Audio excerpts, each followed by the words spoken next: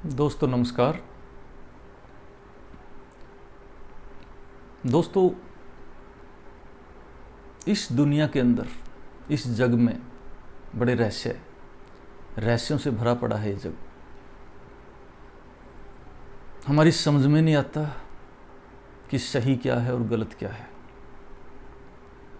जिस तरह से धरती घूम रही है किसी को मालूम नहीं, किसी को महसूस नहीं होता कि धरती घूम रही है। और ट्रेन वगैरह में जब हम बैठते हैं तब हमें लगता है कि पेड़ पौधे घूम रहे हैं। ट्रेन चलती हुई पेड़ पौधे घूमते हुए नजर आते हैं। इसी तरह से धरती घूम रही है। धूप के अंदर 7 रंग होते हैं, 7 रंगों का मिश्रण होता है, इंद्रधनुष बनता जिनसे, लेकिन हमें दिखाई नहीं दे रहे। सत्य क्या है, असत्य क्या है, इसका भी हमें कोई ज्ञान नहीं। सही और गलत में भेद कैसे करें। जो हमें अच्छा लगता है हम उसी को अच्छा मानते हैं। अति हर चीज की बुरी होती है। जो जरूरी नहीं जो हमें अच्छा लगता है वो अच्छा ही हो, उसके साइड इफेक्ट भी होते हैं। चीनी बड़ी अच्छी लगती है, मीठी चीजें बड़ी अच्छी लगती है, लेकिन अति ना करें। कड़वी चीजें बड़ी फायदेमंद होती है। उसी तरह से आज जमाने में अगर हम देखते हैं, अगर किसी के घर में लड़की पैदा होती है तो बड़ी मायूसी छा जाती है। बड़े मायूस होते हैं, लड़की पैदा हो गई। बस एक लड़का हो गया, आगे लड़की की कोशिश भी नहीं की जाती कि लड़की हो घर में। वो समझते हैं कि छोड़ो, लड़का हो ही गया। लेकिन दोस्तों,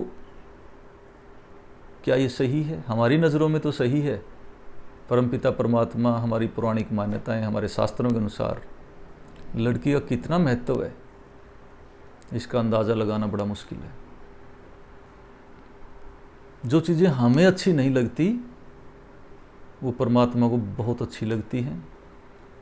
और परमात्मा के नियमों के अनुसार और शास्त्रों के अनुसार उनका इतना ज़्यादा महत्व है कि जब इंसान इस धरा को छोड़ के जाता है तब उसे महसूस होता है कि जो मैं सोच रहा था वो तो बिल्कुल ही गलत था।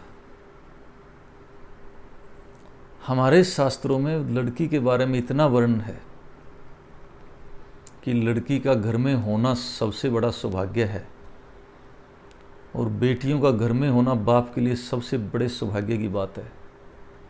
कहा भी जाता है कि हाथ पीले करना एक बहुत बड़ा दान माना गया है। हाथ पीले करने का मतलब कन्यादान, कन्या को वंश वृद्धि के लिए दूसरे घर में भेजना और पृथ्वी का विनाश होने से बचाना और सृष्टि का विकास करना, ये एक पिता का महान कर्तव्य माना गया है।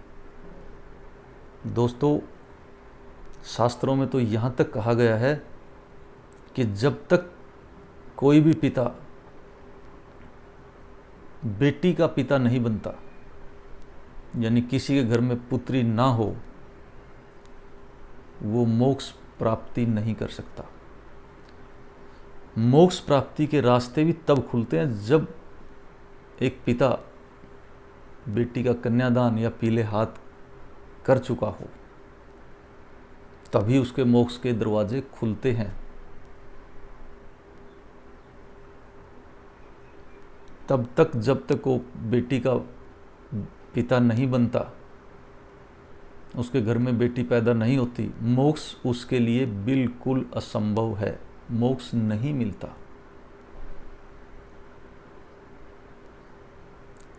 मां लक्ष्मी का रूप है बेटी। जिन घरों में बेटियों की कदर है, औरतों की कदर है, वो घर स्वर्ग है।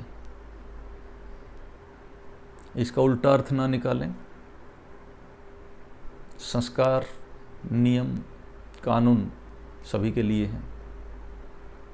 जो मान्यताएं हैं वो सभी के लिए हैं। लेडीज सुशील हो, लेडीज दया भाव वाली हो, कलहकारी ना हो, सारा दिन कलह को तत्पर रहे, ऐसा ना हो। दान में, पूजा में उसका इंटरेस्ट होना चाहिए। घर को चलाने के जो नियम हैं उन पे चलें, मिल के चलें, समन्वय से, बातचीत के जरिए कोई भी काम करें।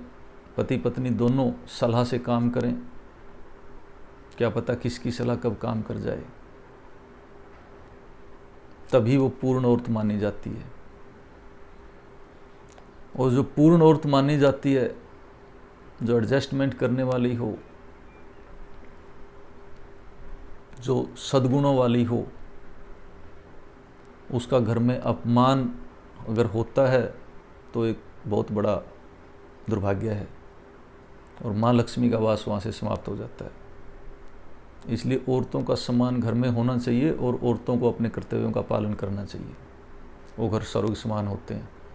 और जिन घरों में बेटियां होती हैं उनका बिल्कुल सम्मान करें।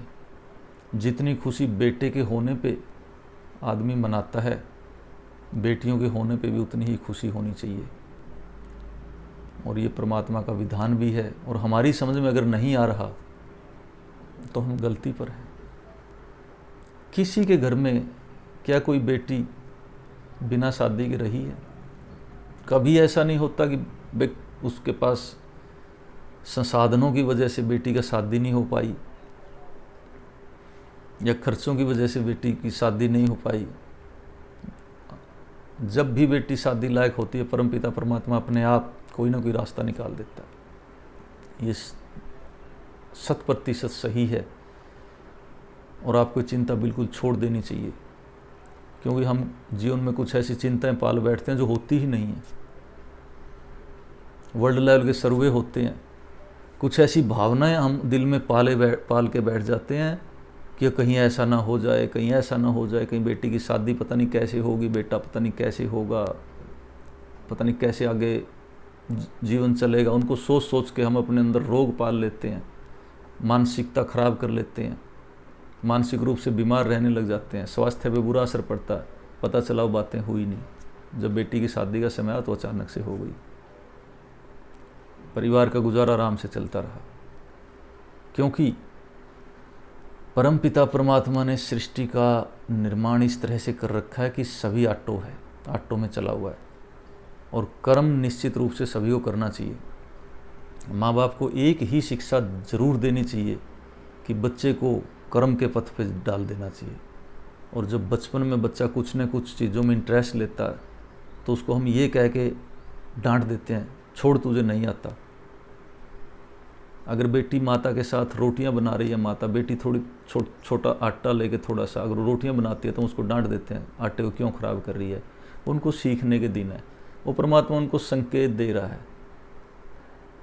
वो अपने आप अंदर से भावनाएं पैदा हो रही हैं, और हम उन भावनाओं को ही मार देते हैं, उनकी भावनाओं को ही ख़त्म कर देते हैं। ये बड़ा दुर्भाग्य है। कुल मिला के दोस्तों, घर में बेटी का होना उतना ही महत्वपूर्ण है जितना बेटे का होना। सृष्टि के संतुलन के लिए बेटा और बेटी का होना बड़ा ज़रूरी है। बेटियों से बिल्कुल नफरत ना पालें, और हर पिता को ये सौभाग्य समझना चाहिए जिनके घरों में बेटियां हैं, वो सौभाग्यशाली हैं, निश्चित रूप से सौभाग्यशाली हैं। ये शास्त्र कहते हैं, ये पुराण कहते हैं, ये परमपिता परमात्मा का विधान है। जो हमें अच्छा लगता है जरूरी नहीं वही अच्छा है। परमात्मा की नज़रों में जो अच्छा है वही अच्छा है।